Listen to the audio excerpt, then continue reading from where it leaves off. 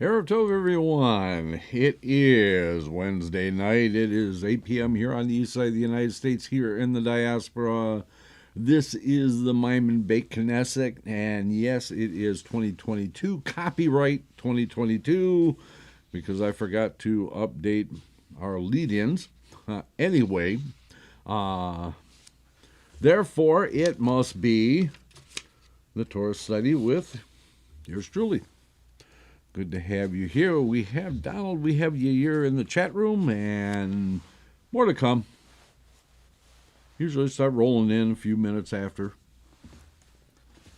Okay, so if you recall that last week, the last few weeks, we've been talking about the construction of the Mishkan, and last week we were specifically talking about the construction of the Mizbeach, which is the altar that the sacrifices were placed on.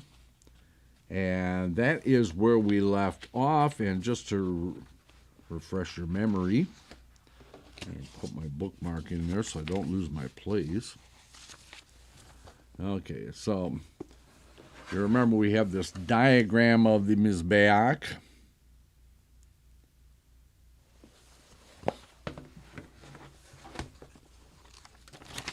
Okay, so we're going to pick up where we left off on chapter 27, starting at verse 7. So, Baruch atah Adonai Eloheinu melech haolam, asher kiddushanu b'mitzvotav v'tzivanu l'asok b'divrei Torah.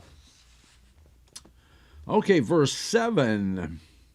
Its staves shall be brought into the rings, and the staves shall be on two sides of the Mizbeach when it is carried. Rashi goes on to say about this, into the two rings, in the four rings which were made on the lattice work. And that's about all he has to say about that. And there isn't any extra commentary regarding that, so we'll go on to verse 8. Hollow of panels shall you make it, as you were shown on the mountain, so shall they do. Rashi goes on to say about this, hollow of panels. This is to be understood as it is rendered by Targum Onkelos, a hollow of boards. There should be boards of shittim on each side and the hollow in the middle. And it should not be entirely of one piece of wood having a thickness of 5 amot, or 5 amot in the shape of a block. Again, as we know that we discussed before, that thank you, Marshall has joined us, and it was Marshall who actually looked it up for us to find out what was an amot. And we found out that it is the same as a, and now I'm going to draw a blank. It's the same as a, anyway, it's somewhere between 18 and 22 inches. Okay, so 5 amot, you can figure it out from there. I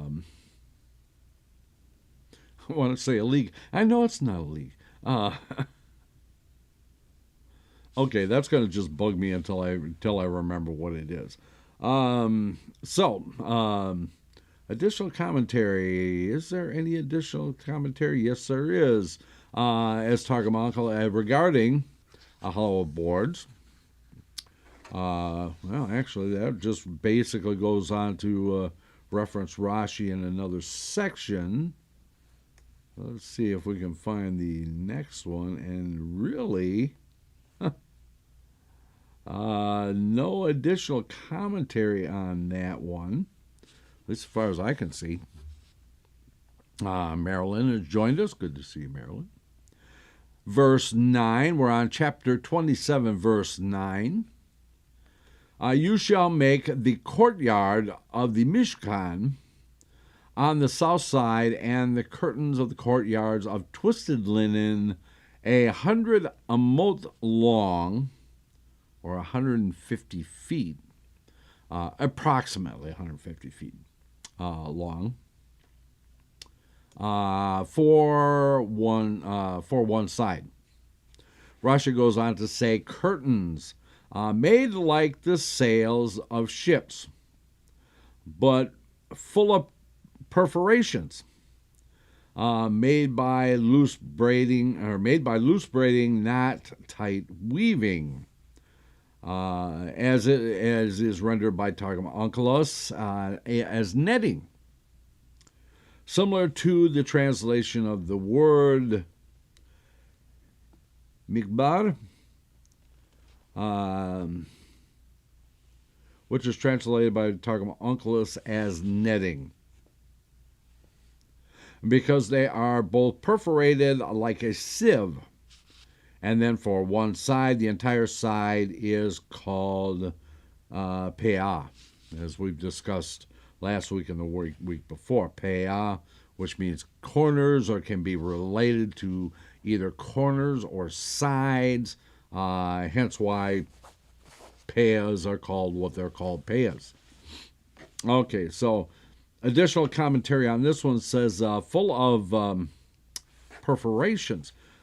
Rashi compares these curtains to the sails of ships only insofar as they are hung on poles, like sails are hung from a mast. The compromise cannot extend to the perforations. The purpose of the holes is to prevent the wind from lifting the curtains. Sails of ships cannot have holes in them, for they would be unable to catch the wind, which makes sense. And as it regards, let's see, 3, 4, okay. As it regards the entire side is called peah. In other contexts, the word means corner. Again, as we just said. In this instance, it means side. Okay, so we're on to verse 10 now. I'm surprised he didn't have more to say about the twisted linen. But, okay, he doesn't say. Verse 10, and its pillars 20, and their sockets 20 of copper, the hooks of the pillars, and their belt of silver. Rashi goes on to say, and its pillars 20, 5 amot between pillars, and their sockets. The sockets of the pillars shall be copper, and the sockets rest on the ground, as we talked before 2 weeks ago, when we talked about these sockets almost being like blocks, essentially. When they were all laid out, they actually touched each other and actually formed a solid wall. Sockets rest on the ground, and the pillars were stuck into them. And we've gone through that already. And he made a sort of pole, with which they call pals in Old French. The length of each pole was 6 tefachim, and their width was 3. And the copper ring was affixed to each at its center. He would wrap the edge of the curtain around the pole with cords opposite each pillar, and hang the pole by its rings on the hooks, by its rings on the hooks on the pillars, which were made in the shape of a letter Vav. One of the hook's ends stood straight up, and the other end was stuck into the pillar. like those hooks that they make to keep doors standing in place. Basically a bolt, which are called gonds, G-O-N-D-S, in Old French. The width of the curtain hung down, and it formed the height of the partition of the courtyard.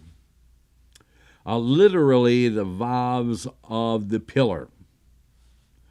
They are the hooks, and their belts. The pillars were encircled with silver threads all around. I do not, and again, this is one of the things I like about Rashi, is that if he doesn't know or he's not sure, he's not afraid to let you know that he's doesn't know or he's not sure. Rashi goes on to say, I do not know if they were encircled over their entire surface or only at their top or only at their middle. But I do know that chasuk means belt, or in Yiddish, gartel. For we have found in the incident of the concubine of Givam in the verse, and with him was a team of strapped donkeys. The word havushim is rendered by Targum Yonasan as belted. Interesting. Okay, so additional commentary on this one really is, surprisingly, there isn't a lot, including with the width of the pillars. So this is talking about the pillars. 5 amot between pillars, including the width of the pillars themselves. Otherwise, the length would have exceeded 100 amot. And the sockets of the pillars shall be copper. The further commentary says, the singular it of and its pillars 20 refers to the courtyard. The plural they of and their sockets refers to the pillars. Mizrachi Sefri Chachamim. Okay, so this pals in modern French, pal is the modern equivalent of pale, both between picket or picket fence, or I would dare say picket line.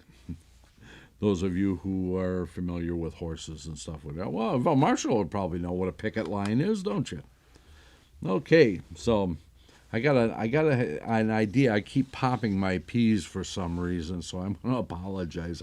I can hear myself doing it. So, okay, so no commentary on 11, no commentary on 12. So we'll go from 11, 12 to 13.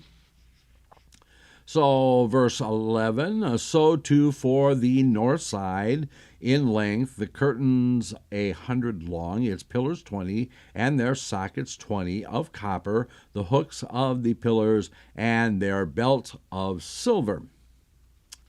12, the width of the courtyard on the west side, curtains of 50 amot, and their pillars 10, and their sockets 10. Verse 13, the width of the courtyard at the front side to the east, 50 amot.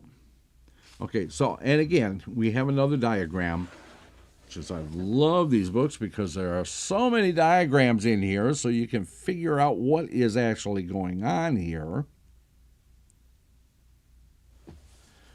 I'm sorry, I wish I had more time to actually be able to scan these in. So I want to point out here, you can see how tall the Mizbeach actually is there, because it actually has a ramp. And last week we talked quite a bit about the ramp.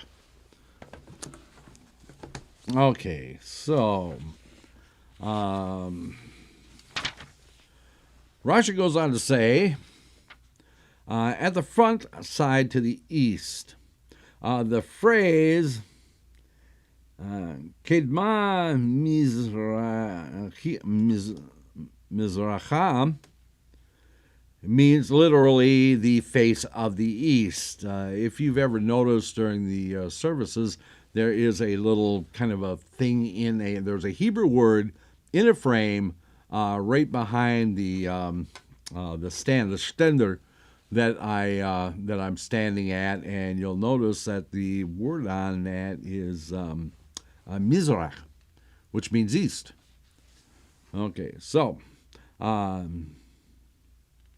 means face the east. For the word, kedem means face. The word ahor means the rear. Therefore, the east is called kedem, face, for it is the front. And the west is called rear. As you say in the verse, Hayom Ha'acharon, literally the rear sea, as Targum Onkelos renders the western sea. 50 amot. Those 50 amot were not all closed off with curtains, because the entrance was there. Rather, there were 50 amot of curtain on one shoulder of the entrance, and likewise on the other shoulder. There remained the width of the space of the entrance between them, which was 20 amot. And this point is indicated by the verse which says, "And the gate of the courtyard a screen of 20 amot." And this is a curtain for a screen across the entrance, 20 amot, its length equal to its width at the entrance. So again, this is the entrance that they're talking about. So this is the 20 amot here, and you can see just behind there that 20 amot gap in there. Okay, let's see if we got any further commentary. Not really. Surprisingly, not a lot of, hardly any further commentary on the rest of this. So let us continue on. So verse 14, the 15 amot of curtains on the shoulder. Oh, we did 14. No, we didn't. The 15 amot of the curtains on the shoulder of the pillars, 3, and their sockets, 3. And the 14. Okay. Rashi goes on to say, their pillars 3. There are 5 amot from pillar to pillar. From the pillar at the south end of the eastern wall, which stands at the southeastern corner, to the pillar which is among the 3 that are along the eastern wall, on its southern side, not intersecting with any other wall, there are 5 amot.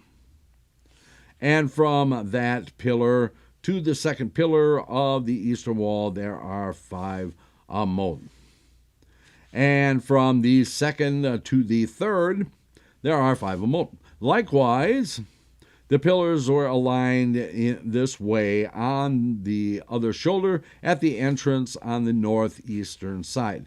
There were 4 pillars for the screen, in addition to the pillars for the curtain, which they have been discussing. There are thus 10 pillars on each side, corresponding to the 10 on the west. Okay. No commentary on 15, no commentary on 16, so we'll pick up with 17. Verse 15, and the second shoulder, 15 of curtains, their pillars 3, and their sockets 3. 16, and on the gate of the courtyard, a screen of 20 amot, which we discussed, purple wool and turquoise wool and purple wool and scarlet wool and twisted linen The work of an embroiderer, their pillars for, and their sockets for. And we had already talked about the construction of that curtain. Okay, verse 7. All of the pillars of the courtyard all around, belted with silver, their hooks of silver, and their sockets of silver. This Mizbeach must have been worth a tremendous amount of money. Just thinking about the size of it and the materials going in there, just fascinating. Okay, Rashi goes on to say, all the pillars of the courtyard all around. Since the Torah did not explicitly state that there were hooks and belts and copper sockets except for the north and the south, but for the east and the west, hooks and belts of copper and copper sockets were not mentioned explicitly. Therefore, this verse comes to teach it here.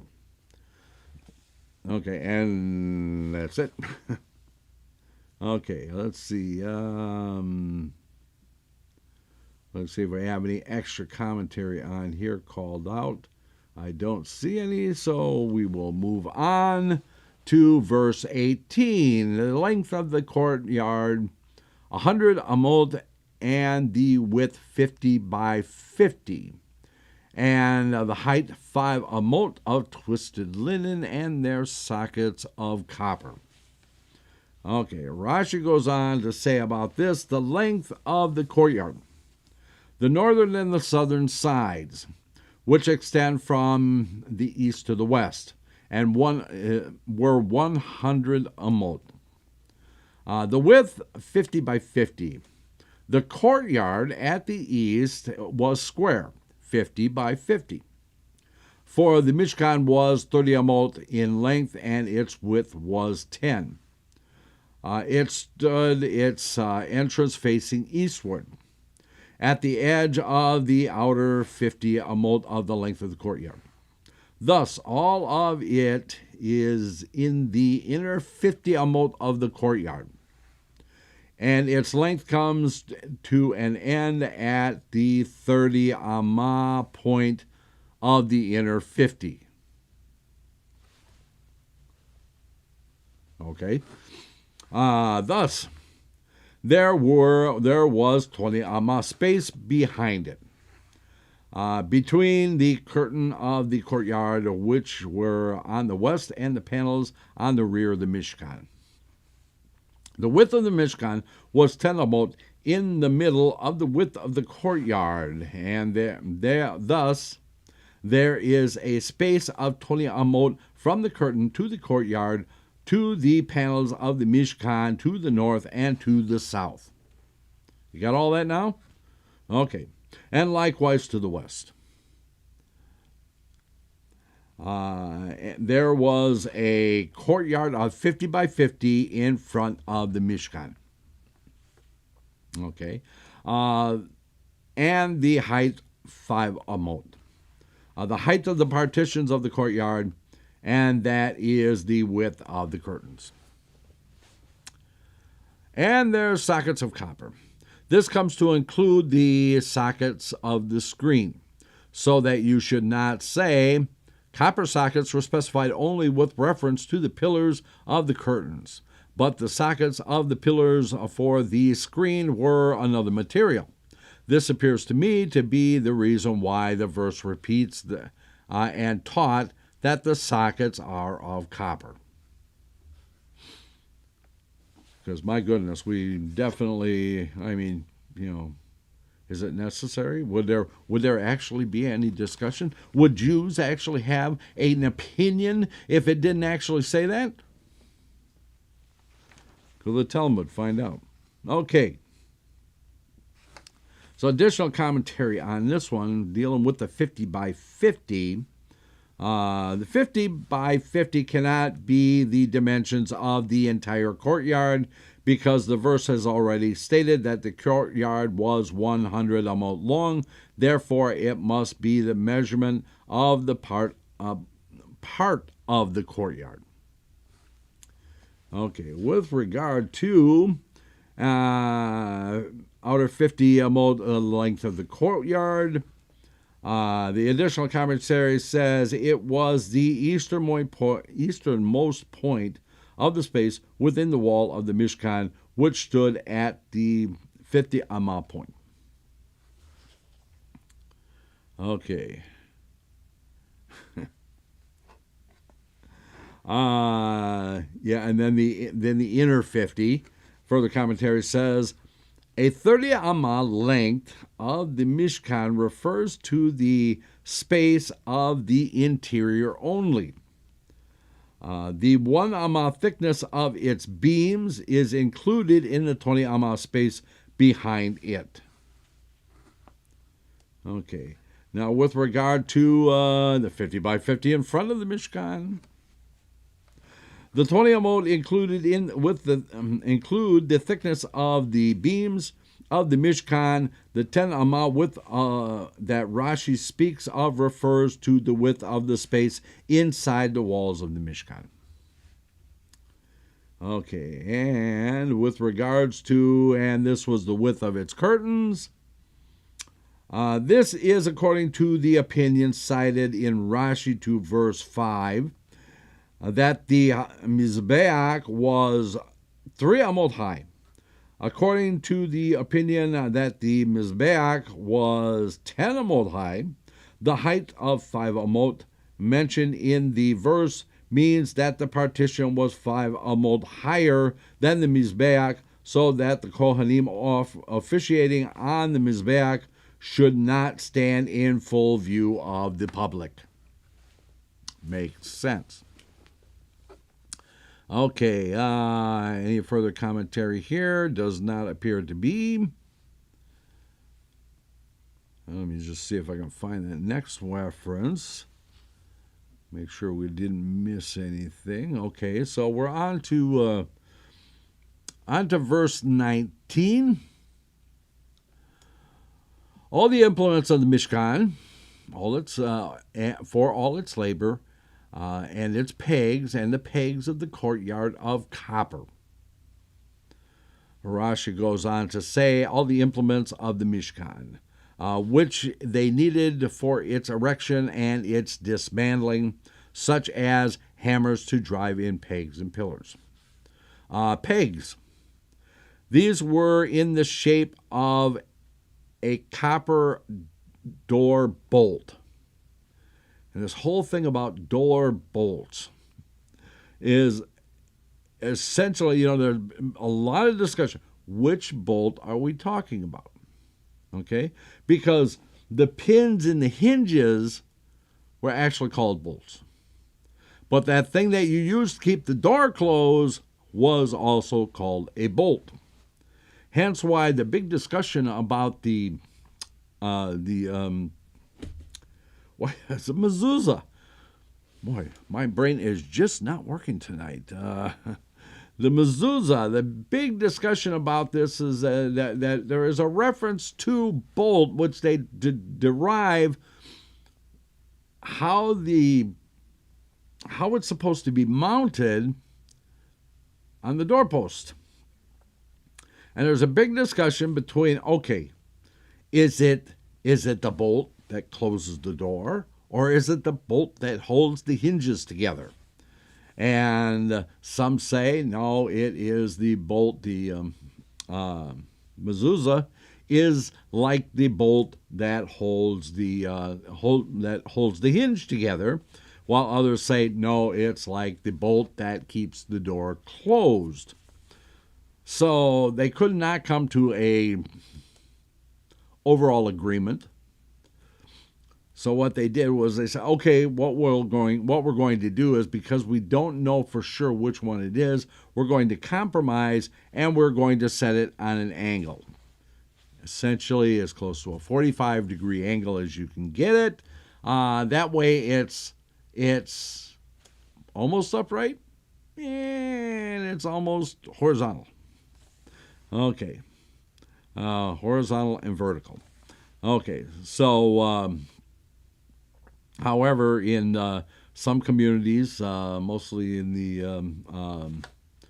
among the Sephardim and the Mizrahi, the Persian Jews and stuff like that. Their mezuzahs are straight up and down. They follow the teachings of the rabbi that said it's the bolt that is the hinge. Okay, so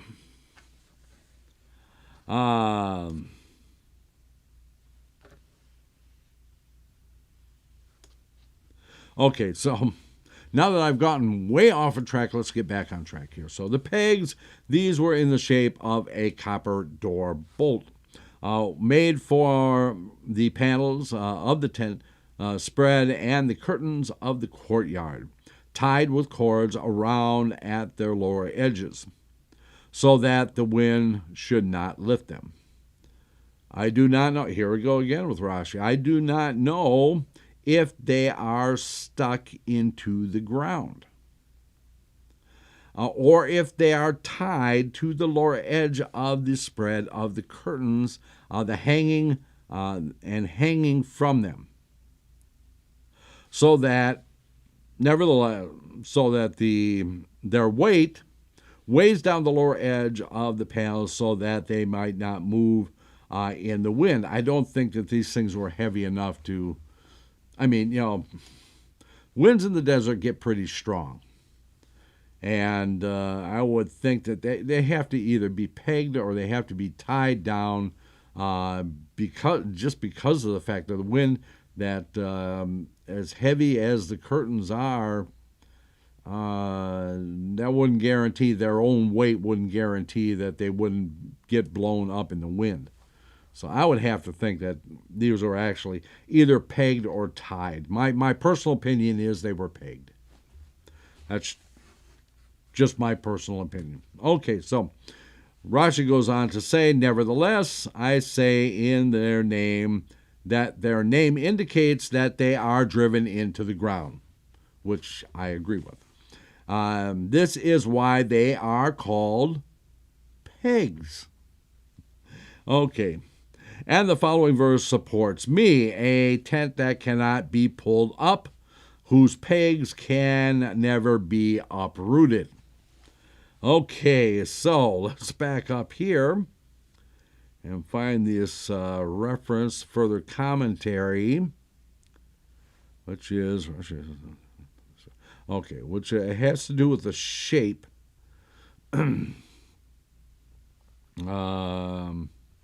Well, Rashi has no doubt that the shape of the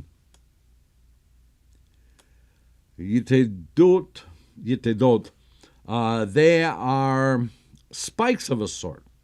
Because if you see a vav, it actually looks like a railroad spike. Imagine that. His question relates to the manner of their use. He concludes that since the Torah calls the objects pegs rather than weights or some other name, it must be because they are driven into the ground. I would have to agree. Okay, I wonder how long they actually were, because it doesn't actually tell us how long the pegs were.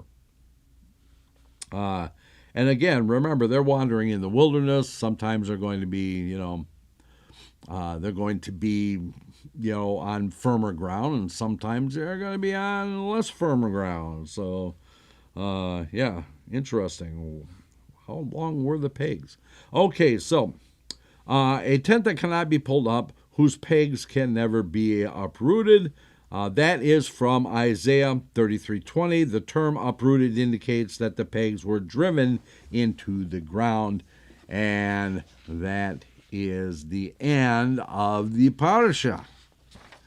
And the parsha Terumah.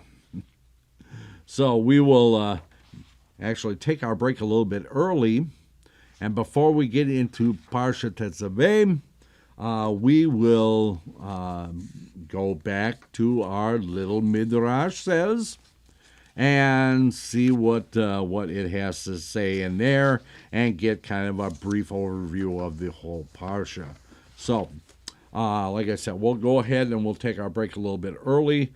That'll give me a chance to get the book out number one, and then we won't be interrupted, and then we can just go through the whole thing. And if we have time, we'll get started on the Parshat Tetzaveh. So everybody stay tuned. We will be back in 6. Let's all go to the lobby. Let's all go to the lobby. Let's all go to the lobby to get ourselves a treat. Delicious things to eat. The popcorn can't be beat. The sparkling drinks are just dandy. The chocolate bars and the candy. So let's all go to the lobby to get ourselves a treat. Let's all go to the lobby to get ourselves a treat. It's intermission time, folks, so hurry, hurry, hurry. Step right over to our refreshment center for the most extravagant array of refreshment goodies ever assembled under one roof. Enjoy breathtaking, mouth-watering goodies, everything from a snack to a delicious full meal. At our refreshment center, you'll find a large variety of goodies to satisfy your hunger, your thirst, or your sweet tooth. So hurry, hurry, hurry. Visit our refreshment center now. The show starts in 5 minutes.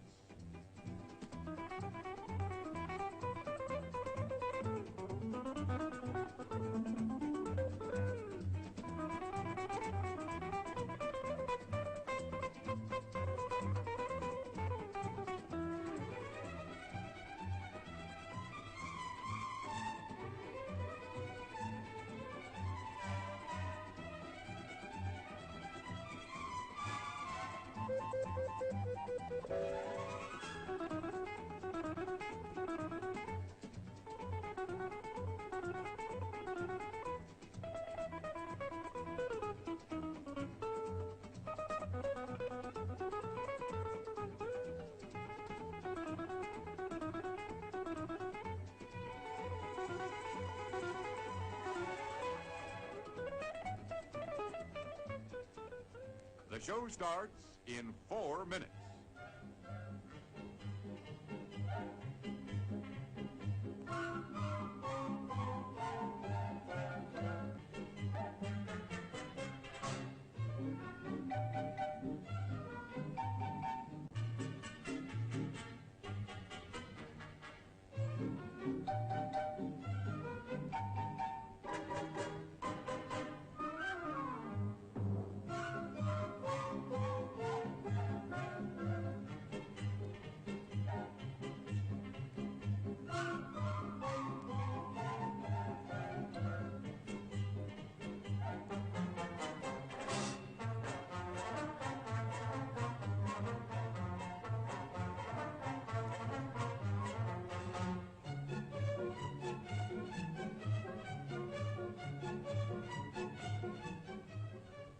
The show starts in 3 minutes.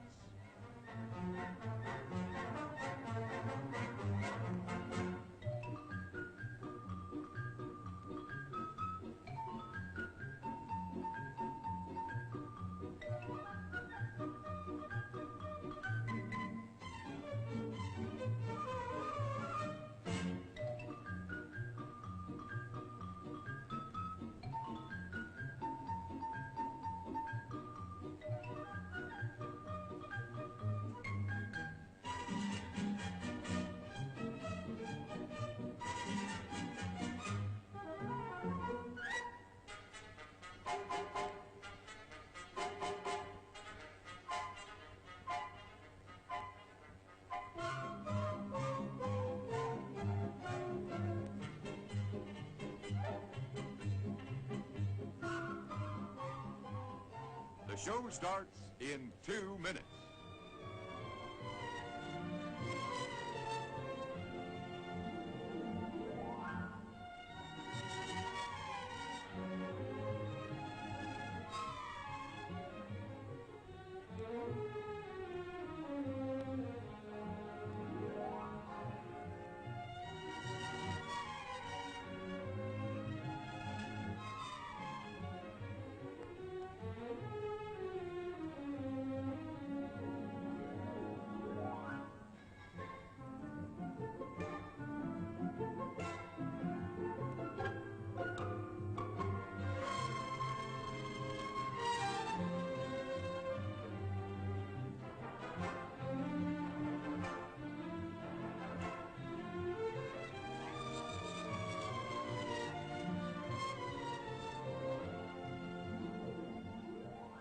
show starts in 1 minute.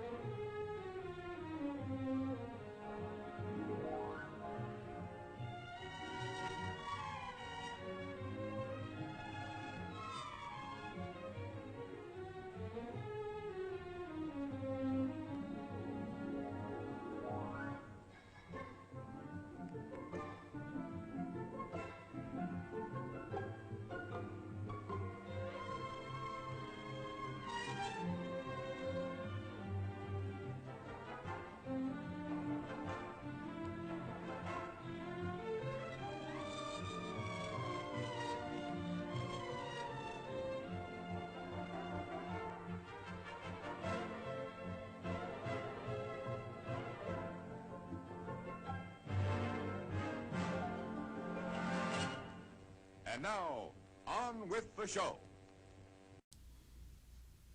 And we are back. Okay, so I should have known that Marshall would know what a picket line was. I figured he would know what that is. The amot, it's a cubit. That's the word I was trying to think of. Cubit. Wouldn't think it would be that hard to remember. I don't know.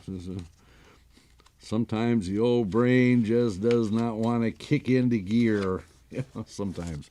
Okay, so we're going to pick up as soon as I get this set. Okay, so we're going to pick up with the Little Midrash Says. Again, I love these books. I think these are just wonderful teaching tools. So this one, like most of them, starts out with a poem. This one does Hashem need a Mishkan? Hashem told Moshe, I want the Jewish nation to build for me a Mishkan, a tent of sanctification.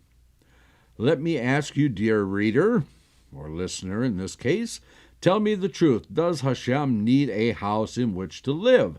Does he need a shulchan with bread that we give? Shulchan meaning table. And does he need a menorah to provide light? Tell me, does this really sound right? So why did Hashem ask the Jews to make a Mishkan with its amazing shulchan and its wondrous menorah and its miraculous aron containing the luchot and the Sefer Torah? Why? The answer is that through the Kohanim's avodah, Hashem forgave Bnei Israel's sins. Further, the Mishkan helped them realize that Hashem is the king. Its parts and objects were so grand in sight that they made the Jews realize Hashem's power and might. Learning about the Mishkan is meant to help us too, to fear Hashem more and to become better Jews. Okay, Olga has joined us. Olga, a little late getting into the room tonight. Glad you made it. Okay, so we go on. The little Midrash says, Hashem commanded Bnei Israel to build a holy tent for him.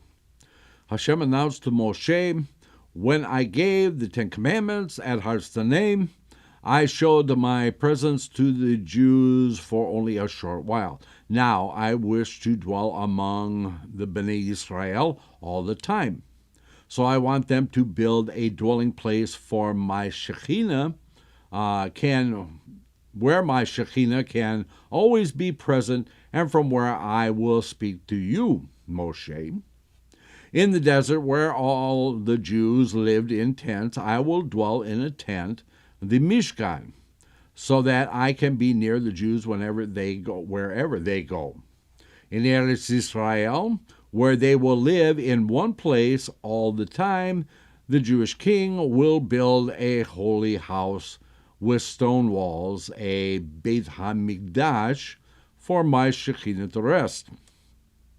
Hashem gave Bnei Israel the mitzvah of constructing the Mishkan before they sinned to make the golden calf. Hashem knew that the world's nations would make fun when they heard that the Jews had sinned. God will certainly not stay with a people that made a golden calf. So Hashem told Moshe before Bnei Israel sinned that they would later have to construct the Mishkan where his Shekinah would rest. All the nations would then realize that Hashem was with Bnei Israel even after they sinned and did teshuvah. Okay. 3 mishalim, or parables, from the Midrash. To what the Mishkan is compared. Hashem announced to the Jewish people, "You are my sheep, and I am your shepherd. Just as a shepherd sets up his tent close to his sheep in order to watch them, I will have a dwelling place near you. You, the Jewish people, are my vineyard, and I, Hashem, am the keeper of the vineyard. One who guards a vineyard usually lives in a hut close to the vineyard where he can watch it to make sure no thieves enter. Therefore, build a hut for me next to the vineyard. You, the Jewish people, are also my children, and I, Hashem, am your father. It is a great honor for the children to live in a home near their father, and it is also an honor for their father to live close to his children." Okay, let me see.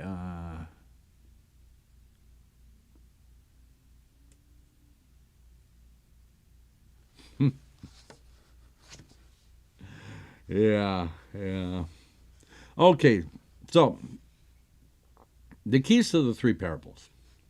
The Midrash compares Hashem to a shepherd, to the keeper of a vineyard, and to a father.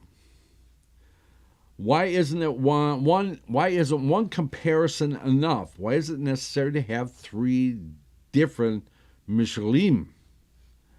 According to one explanation, the Midrash is talking about 3 different times in the history of the Jewish people. At each of these times, Hashem had a different kind of relationship with the Jews.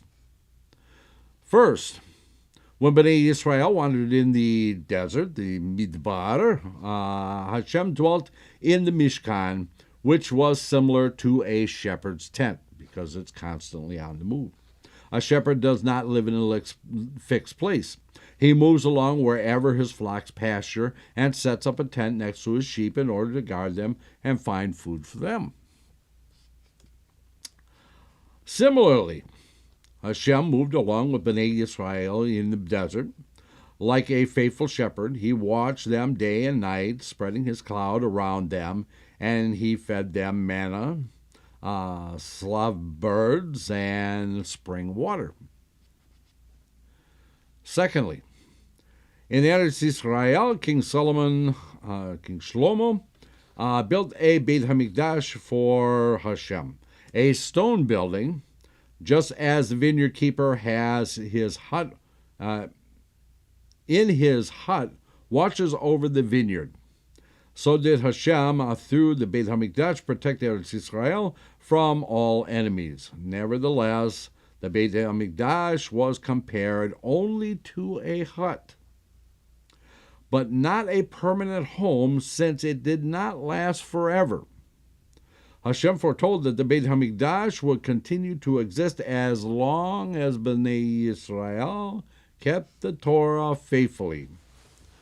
When they left the mitzvot of Hashem, he caused the Beit HaMikdash to be destroyed, not once, but twice. The second Beit HaMikdash, too, was burned because of the sins of Bnei Israel. Third, when Mashiach comes and Hashem gives us the third Beit HaMikdash, that Beit HaMikdash will be compared to a home, because it will last forever. All the nations will see that Hashem is our Father and we are his children. All the nations will honor Hashem, and they will honor us as his children. Bnei Yisrael donated materials for the Mishkan. Hashem explained to Moshe, any Jew who wants to donate materials that are needed for building the Mishkan and its vessels for the Bigdei Kehuna, the Kohanim's garments, may give the material he chooses. Don't force anyone to give anything. All contributions are voluntary. We need the following materials: gold, silver, copper, wool dyed blue, wool dyed purple, red woolen thread, linen, goat's hair, ram skin dyed red, tachash skins, shittim wood, olive oil for lighting the menorah, certain spices for anointment oil and for incense, 2 shoham gems, 12 more gems, including other kinds. The Midrash explains, where did Bnei Yisrael get these materials? Way out in the wilderness? You remember that when the Jews left Mitzrayim, the Mitzrayim gave them gold, silver, and precious vessels. The Bnei Yisrael carried away a tremendous fortune from Mitzrayim. Okay, so let me explain why, because there's been a lot. Well, why did God tell them to steal from the Egyptians? No, actually they didn't steal from the Egyptians, because everything the Egyptians had came to Paro and came to them by way of Yosef. That's why it was so important for Bnei Yisrael to take Yosef with them when they left, because when the righteous man comes into the land, blessing comes into the land with him. And when the righteous man leaves the land, the blessing goes with him. Okay, so later, after the Egyptians drowned in the Suf, the Sea of Reeds, the Jews became even richer because they collected the ornaments and treasures the Egyptians had brought along. The sea washed them up on the shore for Bnei Yisrael to pick up. The Tzaddikim had precious gems from still another source. Every day when their portion of manna fell down, Hashem made precious gems rain down for them together with the manna. The word which Bnei Yisrael used, the wood, and we talked about this already, the wood which Bnei Yisrael used for the beams of the Mishkan, the shittim wood, the shittim tree is a very beautiful, tall cedar tree. The Mishkan, the Midrash explains that Hashem created this kind of tree especially for the Jewish people, so that they should have excellent wood for building the Mishkan. When Yaakov came to Mitzrayim, he planted shittim trees because he knew through his Ruach HaKodesh that the Jews would need them later to build the Mishkan. Yaakov commanded his children, when you leave Mitzrayim, take with you the shittim wood that I planted. So the Tzaddikim among the Jews carried the shittim wood with them into the desert. The longest pole in the Mishkan was 30 amot, about 60 feet long. Some sages say it was 72 amot long. The pole came from the tree that Avraham Avinu had planted in Be'er Sheva, the tree under which he used to serve his guests. You know, the two angels that came to bring the good news to Sarah, and to later go on and take Lot out of Sodom and destroy Sodom and Gomorrah. Okay. When Bnei Yisrael crossed the Yom Suf, angels cut that tree down and carried it to the Yom Suf. They dropped it in front of the Jews and called out, "This is the tree that Avraham planted in Be'er Sheva." It used to stand underneath. He used to stand underneath it and daven to Hashem.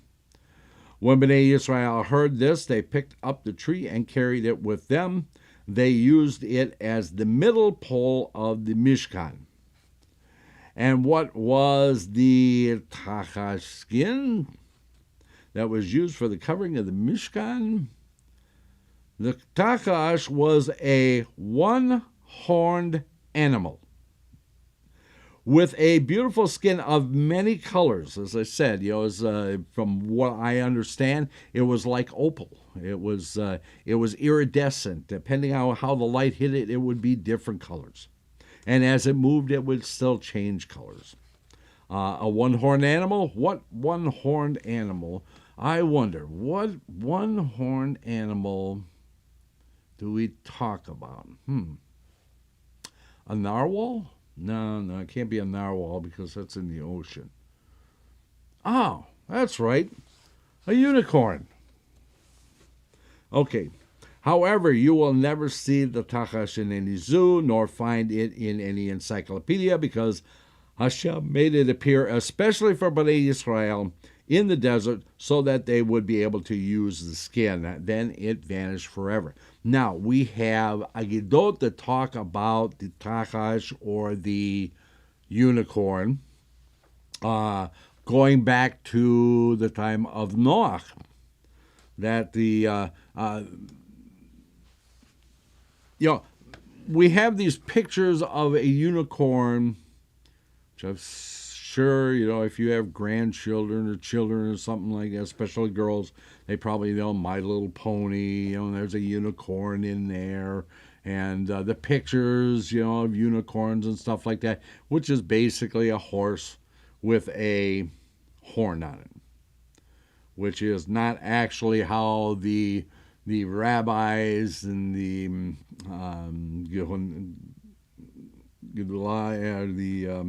Rishonim actually described this animal. This animal was huge. It was massive. It was so much so that to save the unicorn or unicorns, that Noach had to tie them to the side of the ark. They were too big to actually fit into the ark. That's how big they were. They were huge animals.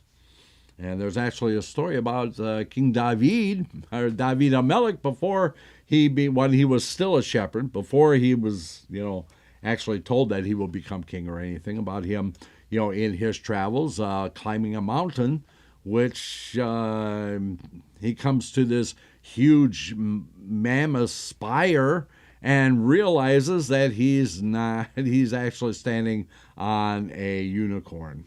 Okay, so anyway, so this is what we know about the tachash skins. Okay, so Hashem shows Moshe the layout of the Mishkan. When Moshe was in heaven, Hashem showed him the exact plan according to which the Mishkan should be built. Hashem explained to Moshe that the Mishkan would have 3 sections. Okay, so here's a little clearer picture. The one that we were looking at was quite detailed. This one is a little plainer, a little easier to see what's going on here. Okay, so the 3 parts of the Mishkan were the Kodesh HaKodeshim, the Holy of Holies. The holiest section of the Mishkan contained the Aron and the Luchot inside, the 10 Commandments. My Shekinah will rest on the Aron, and from there I will speak to you, said Hashem. At the entrance of the Kodesh HaKodeshim hung a curtain called the Parochet. That's exactly why we call the curtain in front of the Aron, where we keep the Torah scrolls, is called the box is actually called an Aron, and the curtain that goes over it is called a Parochet.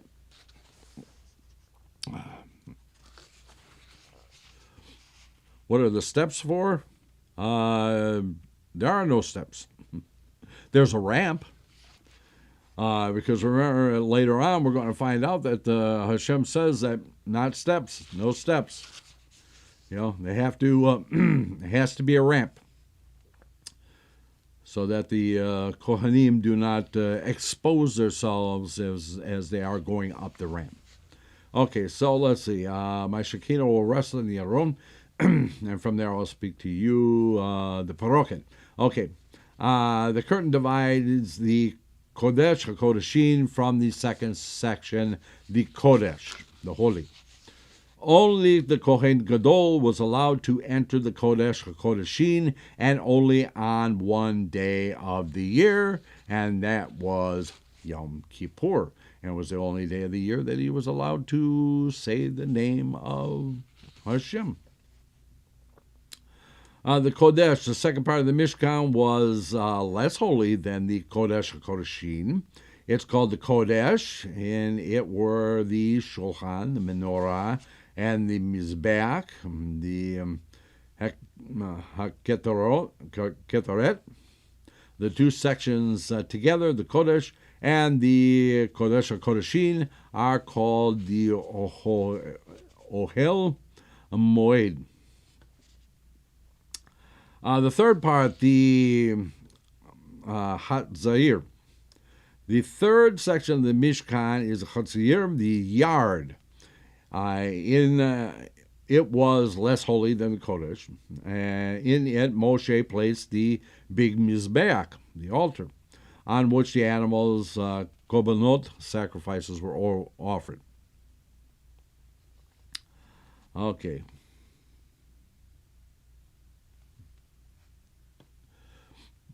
Oh, okay, I see what those steps that you're seeing there. Yeah. Okay, the steps that you're seeing there, I believe he's talking about these. If I can turn around here, these steps here, these little steps here, that was for the Kohen to be able to go up and to clean out the menorah and light the menorah.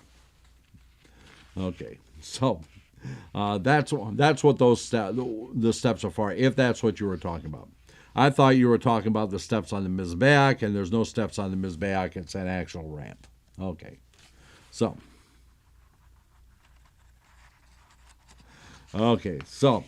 now that we got that cleared up. Okay, Moshe plays the big Mizbeach. Okay, so Hashem also explained to Moshe exactly how to make each object in the Mishkan. He began by explaining to him about the Aron, because the Aron was the holiest vessel in the Mishkan. How the Aron ark looked. The Aron was the container in which Hashem commanded Moshe to put the luchot, which Hashem had given them. Hashem made an Aron of fire come down from heaven for Moshe to see what it should look like. The Aron is made of 3 boxes that were open on top, one fitting into the next. The smallest box was of pure gold, fitted into a bigger box made of wood. The wooden box fitted into the biggest box, which was again made of gold. So we have wood sandwiched on both sides by gold. The beautiful gold rim that looked like a crown was attached all around to the outer golden box. The two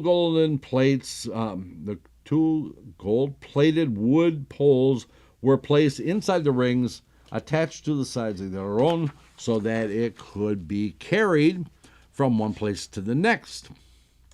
The Aron was covered, or Aron had a gold cover, which called a kaporet, made from the same block of gold as the cover.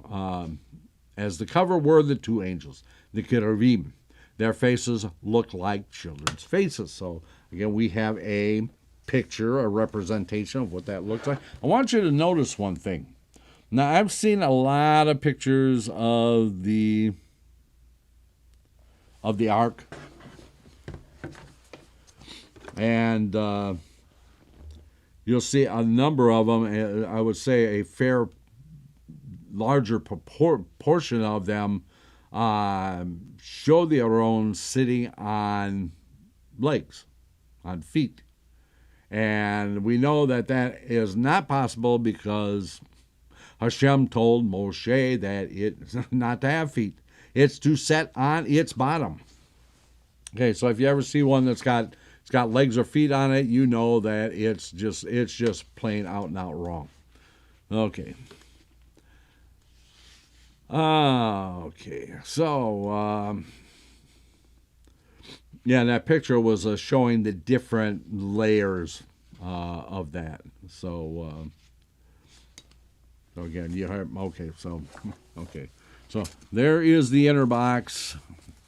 There is the central wood box. This is gold. This is wood, and this is the outer gold box here.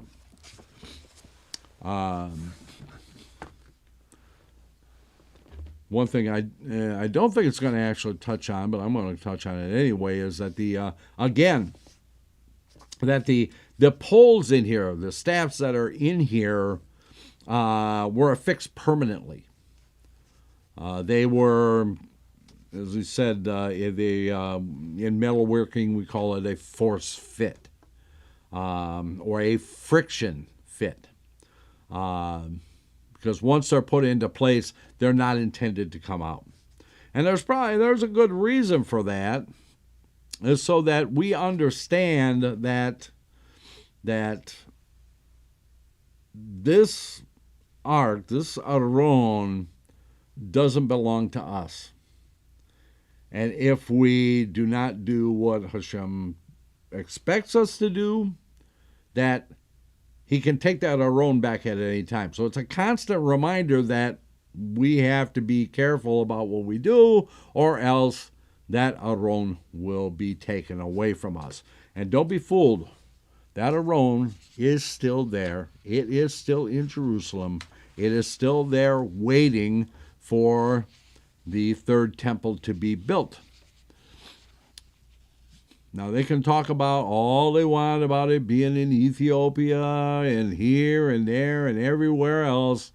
Nope, it's still in Jerusalem, and it's probably sitting with the original Mishkan. Okay, because why would they get rid of the Mishkan? Keep the Mishkan. It was holy. You can't dispose of it because it was used for a holy purpose. So, okay. So you have my opinion, and then you know what that's worth, exactly what you paid for it. Okay, our sages explain what the cherubim teach us, the two angels on the top. We learn many things from the cherubim. Angels are usually invisible to us, but they really exist. To remind us that Hashem created real angels, He commanded making angels as part of the cover of the Aron. The cherubim also teach a lesson about Hashem's protection. The Aron in which the luchot were placed represents Torah study. Hashem put angels over the Aron in order to show us that His angels protect those who study Torah. Exactly why you're here tonight, right? Okay, and in their zechut merit, He watches over the entire Jewish people. The Midrash explains the importance of children's learning. We explained before that cherubim look like children. This teaches another point. Hashem especially treasures the Torah learning of children. In its zechut, He guards all the Jews. When Mashiach will come, and ask all Jews to give a hand in building the new Beit HaMikdash in Yerushalayim, all the Jews will leave their jobs and come and help. The storekeepers will rush out of his store, and he will ask his customers to come too. The officer working will leave all his papers on his desk and interrupt his important phone call, because building the Beit HaMikdash is even more important. The truck driver will park his truck somewhere and run to help. Just one group will continue its usual occupation. Do you know who? All Jewish children will come to study Torah in their yeshivot. And why will they not be told to help? Because their Torah study is greater even than the building of the Beit HaMikdash. Now, you know how precious your Torah learning is.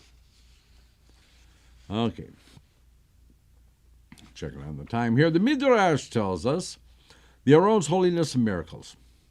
The Aron was the holiest of all the vessels in the Mishkan. It was the centerpiece of the entire Mishkan because the Shekhinah rested on it. The Leviim were forbidden to carry the Aron on wagons. They had to pick up the poles of the Aron and carry it on their shoulders. Hashem performed many miracles in connection with the Aron. Some were, when the Leviim carried the Aron, they felt no weight. Now, again, I sat down as an exercise with my class at the Ivriya, and to kind of get an idea of how heavy the Aron was because of all the gold and everything on it. And we came up with it probably the weight of a small car, like a Volkswagen would be.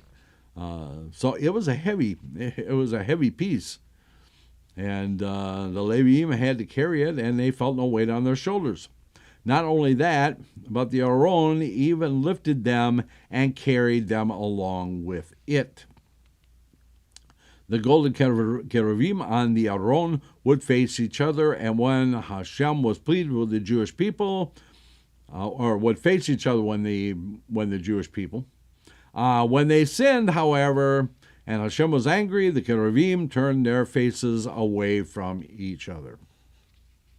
Hashem commanded Moshe to make a second Aron, which always traveled ahead of Bnei Yisrael during the 40 years in the desert. The Aron shot sparks of fire that killed all the poisonous snakes and the scorpions in the path of the Jews. Okay, so do you remember the movie Indiana Jones and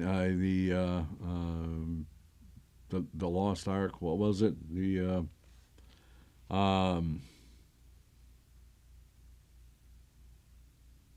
Well, whatever. When they got the ark, and the bad guy was talking all about how it was a transmitter and it would send out sparks and stuff like that. That's probably where they got the idea for the movie, is from the Midrash, where it talks about the second Aron being carried ahead of them. Okay, so anyway,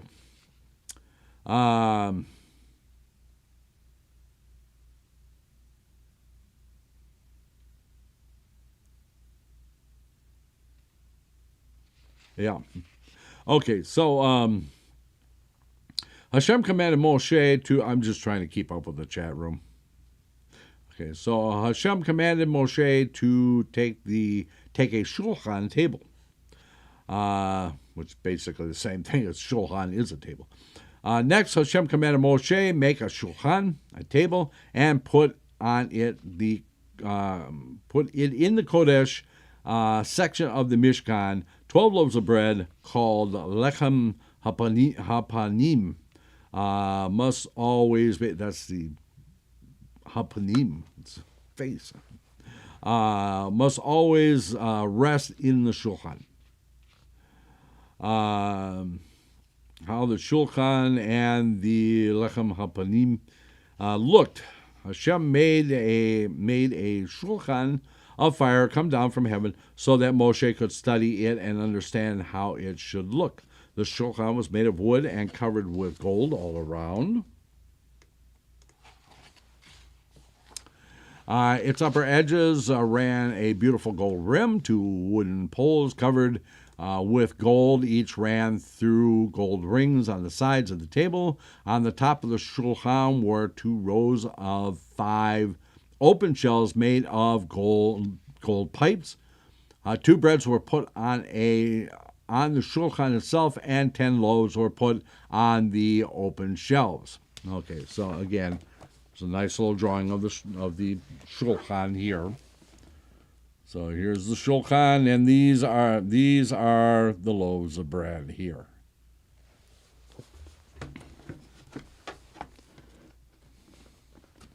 $12 loaves of bread. Okay. Back to where I was. 2 breads were put on the shulchan itself, and 10 loaves were put on the open shelves. Each loaf of lechem hapanim bread looked like a thick square matzah with both ends standing up. Every Shabbat, the old loaves were removed, and 12 new loaves of lechem hapanim were put down. The Kohanim on duty in the Mishkan at the time were given the old loaves to eat. However, it was hard to believe that this bread was a week old. For when the lechem hapanim were taken off the table after a week, it was never hard, stale, or moldy. It tasted as warm and fresh as if it had just been taken out of the oven. In the time of the Beit HaMikdash, when the Jews came to visit the Beit HaMikdash on Yom Tov, they were shown those old loaves of bread that were still fresh and warm. See how much Hashem loves you, the people were told. His Shekinah rests in the house and causes miracles to happen. Because of these holy breads, Hashem sent his blessing upon all the food belonging to the Jews. Hashem gave Bnei Israel plenty to eat in order that they could study Torah without worrying. Okay. The karot, baking pans. The loaves of lechem hapanim were baked in square iron pans. After they were baked, they were put on into golden pans in which they were brought to the table. The kapot, the bowls on the shulchan, were put 2 bowls filled with levanah, spice. Every Shabbat before the lechem hapanim was eaten by the Kohanim, the spices in the bowls were burnt to give off a delicious smell. Afterwards, the Kohanim were allowed to eat the lechem hapanim. Our sages explain. Let's check it out the time, make sure we got enough time. Just want to make sure we got enough time to... Yeah, we're going to run this into next week. This is actually a long section, just as we would understand it, because there's a tremendous amount of detail in Parshat Terumah. So we'll get as far as we can this evening, and then we will finish it up next week, and then we will go into Parshat Tetzaveh. Okay, so our sages explain how to act. That we no longer have the shulchan table. Now we do still have it. Again, it's with the Aron, it's with the Mishkan, just waiting for Mashiach to come. It's there. Have no doubt. Nobody carried it away. Wasn't carried away by the Romans or anything like that. It is safely there. Okay, so anyway. Today, we no longer have a Mishkan or a Beit HaMikdash with a shulchan in it.